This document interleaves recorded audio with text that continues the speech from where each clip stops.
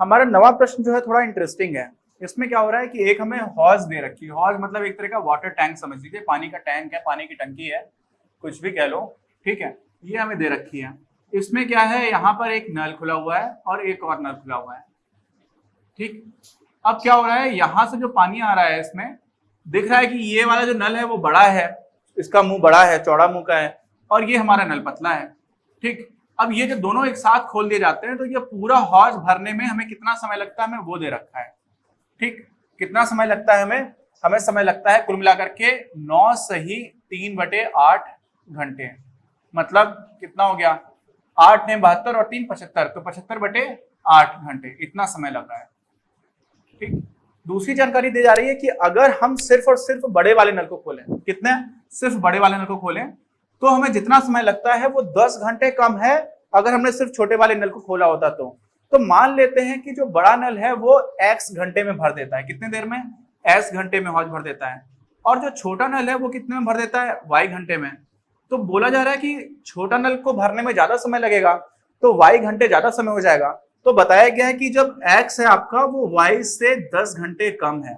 समझ गए बात, x जो है यानी कि जब बड़े नल से आप हौज को भर रहे हो, सिर्फ एक ही नल चल रहा है बड़ा वाला, तो x घंटे में भर जा रहा है, और जब सिर्फ छोटा वाला चल रहा है तो y घंटे में भर रहा है। लेकिन y घंटे से 10 घंटे कम है x, क्यों, क्योंकि छोटे वाले नल से हौज भरने की अपेक्षा बड़े वाले नल से 10 घंटे कम में भर जा रहा है। तो ये हमें एक समीकरण मिल जाता है। क्या मिलता है, एक समीकरण, ठीक है, इसको नोट कर लिया। अब यहां से हमें क्या समझ में आता है, यहां से हमें यह समझ में आता है कि अगर x घंटे में बड़ा नल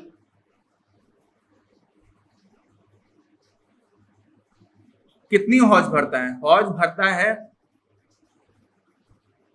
बराबर 1। बाकी बात समझ में, x घंटे में जो बड़ा नल है वो हौज कितनी भरता है, हौज भरता है एक ही हौज तो भर रहा है, तो 1 घंटे में कितना भरेगा, सोचिए। अगर x घंटे में एक हौज भर पा रहा है तो 1 घंटे में भरेगा 1/x, एक नियम हो गया, यूनिटरी मेथड, ठीक है। तो 1/x हौज भर पाएगी अगर वो 1 घंटे चला, ठीक है। ऐसे ही y 1 घंटे में जो छोटा नल है वो कितनी हौज भर पाएगा, वो y घंटे में पूरी भर पा रहा है तो वो 1 घंटे में 1/y हौज भरेगा। यहां तक बात समझ में आ गई, यही यहां पर समझना जरूरी है। देखो x घंटे में, मान लो ऐसे समझ लो, x और y में आप लोग कंफ्यूज हो जाते हो। मान लो कि एक टैंक है, उसको भरने में लग रहे हैं 5 घंटे, तो अगर 1 घंटे चलेगा तो 1/5 ही टैंक तो भर पाएगा बस, तो 1/x कर दिया, और छोटा वाला y में भर पा रहा तो 1/y कर दिया, ठीक है। तो यहां से क्या होगा, आपको समझ में आ जाएगा कि 1 घंटे में कितना भर पा रहा होगा। अच्छा, अब हो क्या रहा है कि दोनों नल एक साथ चल रहे हैं, जो हमें दे रखा है, दोनों नल जब एक साथ चल रहे हैं तो 75/8 घंटे में पूरी टैंक भर जा रही है, ठीक है।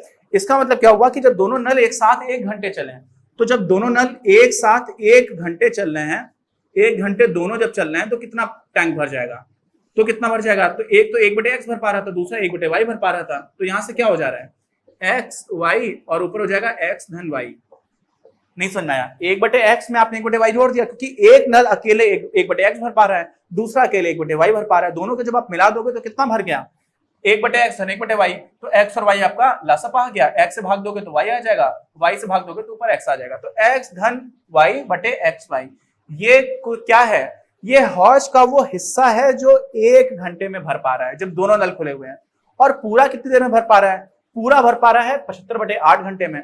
तो 75/8 घंटे जब दोनों नल चला दोगे और 1 घंटे में भर रहा है, इतना कितना, x धन y/xy, तो कितना हौज भर जा रहा है, पूरा का पूरा, यानी कि 1 का 1, यानी कि 100%, ठीक है। यहां पर हो गया। अब यहीं पर क्या करेंगे हम लोग, यहीं से आपको नीचे 8xy है, यहाँ बराबर 1 है, तो इसको इधर भेज देते हैं, तो क्या हो जाएगा आपका हो जाएगा 75x धन y बराबर 8xy। और y कितना है, y आपको यहां से मिल गया, y आपका है x धन 10, x बराबर y ऋण 10 है, तो y बराबर x धन 10 हो गया। तो यहां से आपको मिल जाएगा 75x धन 10, क्योंकि y को आपने क्या कर दिया, प्रतिस्थापित कर दिया, और 8xy को फिर से आपने x धन 10 लिख दिया। इसी को आप पूरा ओपन करके लिखोगे तो क्या हो जाएगा, 75 गुणे 2x धन 10, ये ब्रैकेट के अंदर है, बराबर 8x स्क्वायर धन 80x, ठीक। अब इसी को थोड़ा व्यवस्थित करके लिख लेते हैं मानक रूप में। तो 75 से 2 बार गुणा करोगे तो क्या हो जाएगा 150x, धन 75 का 10 में गुणा करोगे तो क्या हो जाएगा 750, बराबर क्या हो जाएगा 8x स्क्वायर धन 80x। यहां से आप मानक रूप में जब बना लोगे तो हो जाएगा 8x स्क्वायर धन 80x, यहां तक हो गया। इसको ऋण कर दोगे, ये इधर से उधर जाएगा तो ऋण का हो जाएगा ऋण 150x ऋण 750 बराबर 0। देख लीजिए कोई दिक्कत है? 8x स्क्वायर धन 80x था, सॉरी ये 80x है यहाँ पर, ठीक। इसमें से आपने इसको इधर घटाया तो 150x आ गया, ऋण 750 आ गया। अब इसी को और थोड़ा हल कर लेते हैं। ये कितना लिखा हुआ? ये लिखा हुआ 8x स्क्वायर धन, अब धन नहीं रहा, धन 80 है, ऋण 150 यानी कि ऋण 70x ऋण 750 बराबर 0। इसमें भाग 2 से चला जाएगा, वैसे कर भी सकते हैं, चलिए कर ही देते हैं। 2 से चला जाएगा, हो जाएगा 4x स्क्वायर ऋण 35x ऋण 375 बराबर 0। अब यहां से हम लोग निकाल देंगे हल, तो हल क्या हो जाएंगे यहाँ से? सीधे सीधे देखिए, x बराबर हो जाएगा ऋण 35 ऋण b कितना है? ऋण 35 है, तो ऋण और ऋण हो जाएगा धन, धन 35 plus minus under root b square यानी कि 35 का वर्ग माइनस 4ac। 4a कितना है? 4 है, c कितना है? ऋण 375 है, तो 4a कितना है? 4 और c कितना है? ऋण 375। ये थोड़ी सी गुणा भाग में थोड़ा करना पड़ेगा, नीचे क्या हो जाएगा 2a, कितना था? 4, ठीक है। अब इसी को हल कर लेते हैं। तो ये क्या लिखा हुआ है? सही से देखना, 35 का वर्ग है ऋण 4 गुणे 4 ऋण 375, तो ये ऋण और ये ऋण धन हो जाएगा। तो आपको करना क्या है?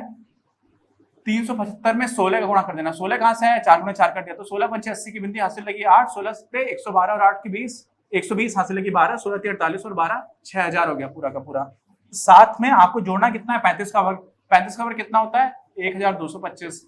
आपने जोड़ दिया 5 2 2 और 7, 7225, और ये आपने पहले भी एक प्रश्न में किया था, 85 का वर्ग है, ठीक है। तो यहां से क्या हो गया? सीधा सीधा x बराबर सीधा ही आ गया 35 प्लस माइनस 85 बटे कितना? 2 चौकू 8, ठीक। अब एक बार आप दोनों को जोड़ दोगे तो क्या हो जाएगा? 5 और 5 10 यानी कि 120 बटे 8 हो गया। और दूसरी बार क्या हो गया? x बराबर 85 घटा दोगे, 35 से 85 घटाओगे तो कितना हो जाएगा बताइए? ऋण 50 बटे 8, और ये हो गया आपका 15 के बराबर। तो x बराबर आ गया 15, और यहां से क्या आ गया? x बराबर ऋण 25 बटे 4, ठीक। अब ये दो आपको हल मिल गए, लेकिन ये हल आपका हो नहीं सकता। क्यों? क्योंकि आप पानी भरने में समय निकाल रहे हो, तो निगेटिव समय तो होगा नहीं, कुछ तो समय लगेगा। तो यहां से आपको समझ आ जा रहा है कि 15 घंटे लग रहे हैं, और 15 घंटे किसमें लग रहे हैं? x घंटे बड़े नल से हो रहा था, यानी कि बड़ा नल आपको 15 घंटे में भर रहा है, और छोटा नल 10 घंटा ज्यादा ले रहा था, तो छोटा नल कितने में भरेगा? सीधा सीधा y बराबर क्या था? x प्लस 10, तो छोटा नल भरेगा 25 घंटे में और बड़ा भरेगा 15 घंटे में। अच्छा, इसको सत्यापित कर लेते हैं। सत्यापित करने का मतलब क्या हुआ कि दोनों को जब एक साथ खोलोगे तो कितनी देर में भरेगा?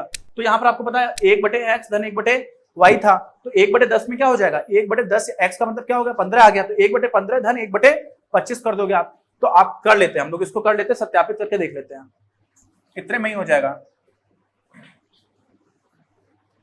1/15 धन 1/25, ये 1 घंटे में भरा जा रहा है। 25 से 15 में आप इन दोनों का क्या कर देंगे? हम इन दोनों का निकाल देते हैं, लासपा निकाल दीजिए मान लीजिए, ठीक है। तो इसका लासपा आप निकालेंगे तो कितना हो जाएगा? 150, 10 इधर आ जाएगा और 6 यहाँ पे आ जाएगा, तो हो जाएगा आपको कुल मिलाकर के 16/150। इतनी हौज भर पाएगी 1 घंटे में। तो पूरी हौज भरनी है तो क्या हो जाएगा? इसी का व्युत्क्रमानुपाती हो जाएगा 150/16, और यही वास्तव में 75/8, यानी कि आपका जो उत्तर आया है बिल्कुल सही आया है। तो बड़े नल से भरने में समय लगेगा 15 घंटे और छोटे नल से भरने में समय लगेगा 25 घंटे। करते हैं अगला क्वेश्चन, ये थोड़ा इंटरेस्टिंग प्रश्न था। अब आ जाते हैं 10वें प्रश्न पर।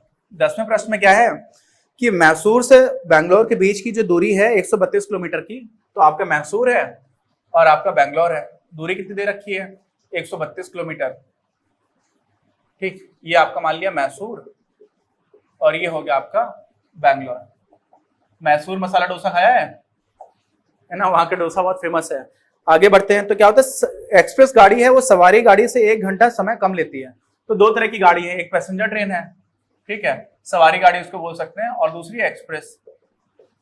तो एक्सप्रेस ट्रेन जो है वो 1 घंटा समय कम लेती है, ठीक। मैं छोटा था तो हम लोग भी कानपुर लखनऊ कभी कभी जाया करते थे, तो वहां पर भी इस तरह की कभी पैसेंजर ट्रेन से किराए का बहुत अंतर रहता था। ये आपको 12-12 रुपए की टिकट मिल जाती थी उस टाइम पर, इसकी टिकट कुछ 30 रुपए के आसपास की होती थी, है ना, तो बहुत सस्ती पड़ती है पैसेंजर ट्रेन। अब इसमें क्या बता रखा है, यहाँ पर भी दूरी 132 किलोमीटर की है, तो बहुत सारे लोग पैसेंजर से ट्रेवल करते होंगे।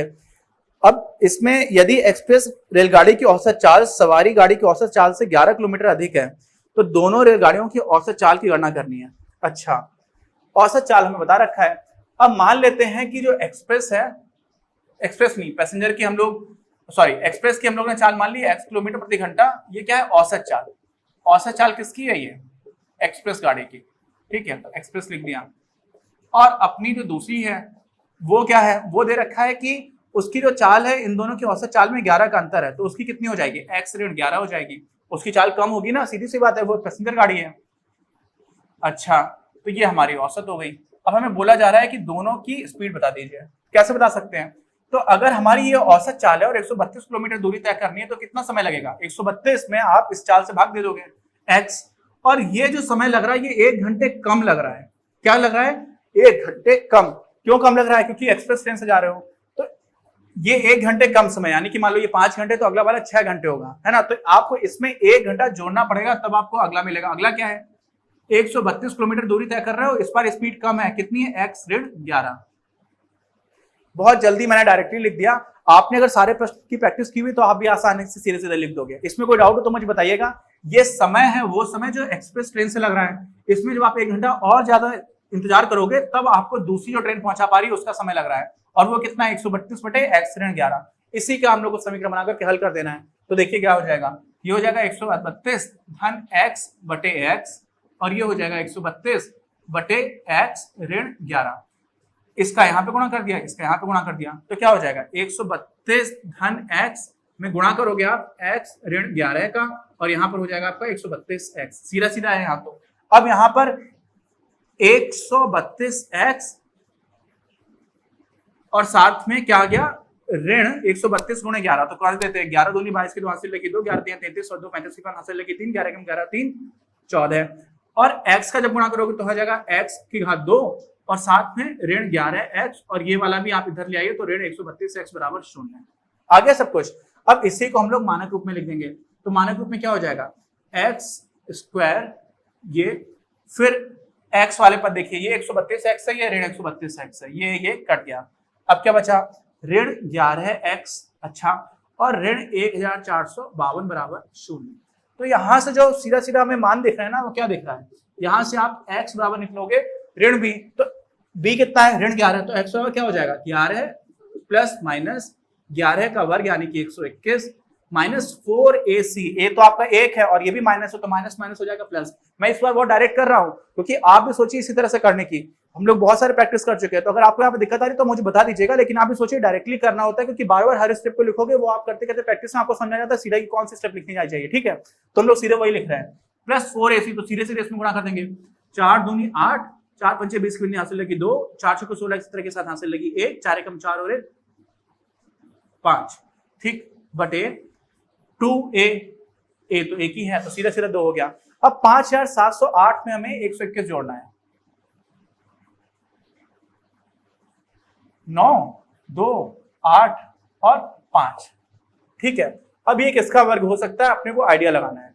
तो सोचो अगर 80 और 80 हो रहा होता तो 6400 हो जाता, 70 और 70 होता तो 4900 हो जाता, तो 70 से तो बड़ा है ये और 80 के वर्ग से छोटा है, और अंत में आ रहा है 9, तो अंत में 9 कब आ सकता है, जब 73 का गुणा करोगे तब भी आ सकता है कि नहीं आता है, सोचिए 73 और 73 और 3 का 9 आ जाएगा, और 9 कभी और भी आ सकता है, क्या आ सकता है जब 77 का गुणा कर रहे हो, किसका, 77 का, और ये 6400 से ज्यादा पास लग रहा है, 4900 से उतना पास नहीं लग रहा है, तो हम लोग एक बार ऐसे रफली करके देख लेते हैं कि 77 का गुणा करा के देखते हैं कितना आता है, 7 7 49 की 9 हासिल लगी 3, 7 7 49 और 3,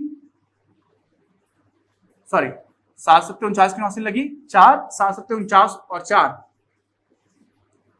53, और फिर से आप लिख दीजिए 5 3 9, ठीक, 9 9 3 12, 5 3 8 1 9 और 5, 5929 आ रहा है, ठीक है। तो यहाँ पर मैंने क्या लिखा हुआ है, 5829, ये 5929 होता तो पूर्ण वर्ग बन जाता, तो मैंने कुछ कैलकुलेशन मिस्टेक की है क्या, देख लेते हैं। 4 से गुणा किया था, अब आइडिया लग रहा है कि हो सकता है गलत किया हो, 4 दूनी 8, 4 पंचे 20 की हासिल लगी 2, 4 चौकू 16 और 2 18, देखा कि 8 हाथ से लगी 1, 4 एकम 4 1 5, ऐसा भी हो जाता है कभी। यहाँ पर देखो कैलकुलेशन में से मुझे दिख रहा है कि यहाँ पर यार 100 और ज्यादा होता तो पूर्ण वर्ग बन जाता, और नॉर्मली ऐसे प्रश्नों में पूर्ण वर्ग दिया जाता है। तो ये आपका कितना हो जाएगा 5929 हो जाएगा, ये 5808 था। तो अब तो हमारा काम बहुत आसान हो गया, 77 का वर्ग है, इसका मतलब x बराबर सीधा सीधा हम लिख देंगे, x बराबर क्या हो जाएगा 11 प्लस माइनस 77 आ गया सीधा सीधा बटे 2। तो x बराबर यहाँ से क्या निकल जाएगा, एक बार आप 77 जोड़ दोगे तो 18, 77 और 11 जोड़ोगे कितना हो जाएगा 88, 88 में 2 से भाग दोगे तो आ जाएगा 44। दूसरी बार जब 77 घटा दोगे तो x आपको मिल जाएगा ऋण 33, और x है क्या स्पीड है, तो नकारात्मक तो हो नहीं सकती है, तो स्पीड क्या हो जाएगी 44, यानी कि जो आपकी और किसकी स्पीड है एक्सप्रेस की है x, तो जो एक्सप्रेस ट्रेन की स्पीड है वो कितनी हो जाएगी औसत 44 किलोमीटर प्रति घंटा, और जो दूसरी है उसकी क्या हो जाएगी, दूसरी आपको दे रखा था कि 11 किलोमीटर जो है औसत स्पीड कम है, तो वो कितनी हो जाएगी 33 किलोमीटर प्रति घंटा। अच्छा, अब आप सीधे सीधे इसको सत्यापित भी कर लो, जब 44 किलोमीटर प्रति घंटे से जाओगे तो इतनी दूरी तय करने में कितना समय लगेगा 3 घंटे, 44 से इसमें 3 बार पूरा पूरा भाग चला जा रहा है, और जब 33 से जाओगे तो कितना समय लग रहा है 4 घंटे, तो वास्तव में 1 घंटे का ही अंतर आ रहा है, यानी कि हमारा सॉल्यूशन बिल्कुल ठीक है। अब इसका आखिरी प्रश्न बचा हुआ है उसको भी कर लेते हैं। 11वें प्रश्न में क्या दे रखा है हमें कि एक वर्ग है और एक दूसरा वर्ग है, इन दोनों के क्षेत्रफलों का योग कितना दे रखा है 468 वर्ग मीटर दे रखा है, कितना 468 वर्ग मीटर। अच्छा, इसकी मान लेते हैं लंबाई है x और इसकी एक भुजा की लंबाई मान ली y, तो आपको क्या दे रखा है, आपको दे रखा है x स्क्वायर धन y स्क्वायर बराबर 4468, पहला समीकरण। साथ में क्या दिया हुआ है कि इनके परिमापों का अंतर, तो इसका परिमाप कितना हो जाएगा 4x हो जाएगा, इसका परिमाप क्या होगा 4y हो जाएगा, और सीधे सीधा हमें दिख रहा है कि हमने इसको बड़ा मान लिया, यानी कि x भुजा वाले को बड़ा मान लिया है, ठीक, कोई फर्क नहीं पड़ता।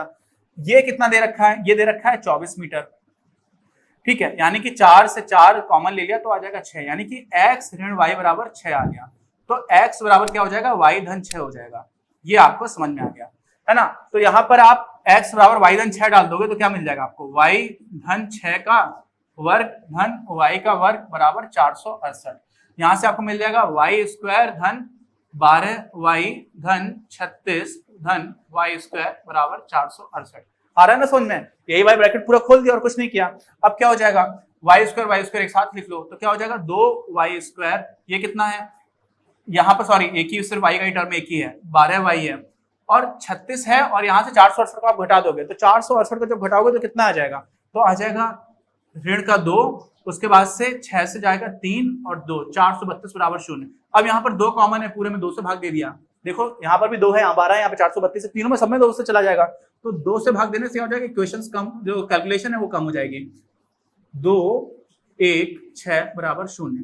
और यहां से हम लोग क्या कर देते हैं सीधा सीधा मान लिख देंगे। अब सीधा सीधा मान कैसे लिख देंगे, सीधा सीधा मान देखिए, यहाँ पे हम लोगों ने y निकाल दिया पहले, y बराबर क्या हो जाएगा माइनस बी, तो b कितना है 6, तो माइनस बी यानी कि -6 प्लस माइनस b का वर्ग, b कितना है 6, तो 6 का वर्ग क्या हो जाएगा 36 ऋण 4 गुणे a कितना है y स्क्वायर का कितना गुणांक है, तो जो भी वर्ग होता है ना चर पद का उसका हम लोग गुणांक देख रहे होते हैं वो कितना है 1, और c कितना है ऋण 216, तो ऋण 216 लिख दिया। अब यहाँ पर ऋण और ऋण धन हो जाएगा, ठीक है, देखो ऋण 4 था और यहाँ पर ऋण 216 आ रहा, दोनों को मिलाकर के क्या कर देंगे धन हो जाएगा, और नीचे क्या बचेगा आपका 2 इंटू ए कितना है एक ही है, तो ये देखिए ऋण 6 प्लस माइनस 36 और साथ में 4 से गुणा कर दोगे आप 216 में, तो क्या हो जाएगा धन 864, ठीक है, बटे कितना 2।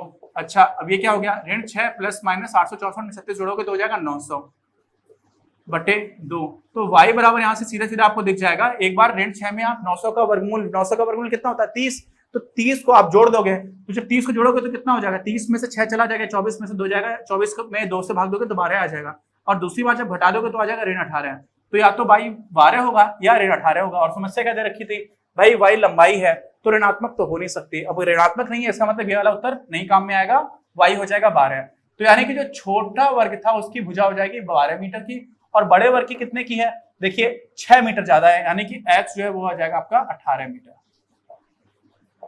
ठीक हो गया उत्तर, हम लोगों ने पूरी प्रश्नावली कर ली, हम लोग अपने अगले वीडियो में मिलते हैं।